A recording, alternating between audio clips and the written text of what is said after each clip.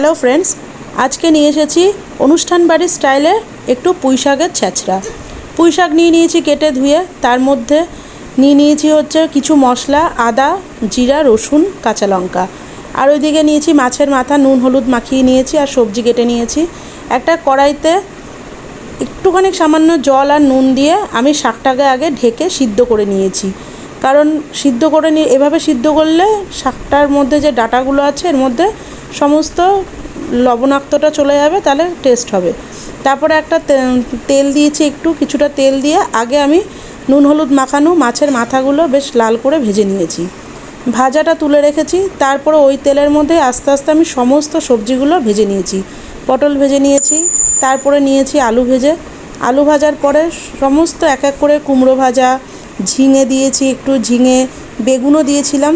সেই সমস্ত ভাজা আমি একটু একটু করে সবজি সমস্ত ভাজাগুলো আমি তুলে রেখেছি এক এক করে। তারপরে ওই তেলের মধ্যেই আমি একটু পাঁচফোড়ন দিয়েছি। পাঁচফোড়নটা একটুখানি ভাজা হয়েছে, তারপরে আমি ওর মধ্যে কিছু পেঁয়াজ কুচনো দিয়ে দিয়েছি। এরপর আমি ওই আদা রসুন কাঁচা লঙ্কা বাটা যে মশলাটা আমি বেটে রেখেছিলাম, সেই মশলাটাকেও আমি ওই পেঁয়াজ ভাজার মধ্যে ভালো করে দিয়ে কষিয়ে নিয়েছি। তারপরে আমি সমস্ত মাছের মাথা, সবজি সব কিছু আমি একবারে দিয়ে কিছুক্ষণ কষিয়ে নিয়ে সিদ্ধ করা পুঁই শাক আমি দিয়ে দিয়েছি। একটুখানি জল ছিল, ওইটার সমেতই আমি দিয়ে দিয়েছি, নুন আর মিষ্টি দিয়ে দিয়েছি পরিমাণ মতন। তারপরে ভালো করে ঢেকে আমি ওটাকে ভালো করে কষিয়েছি।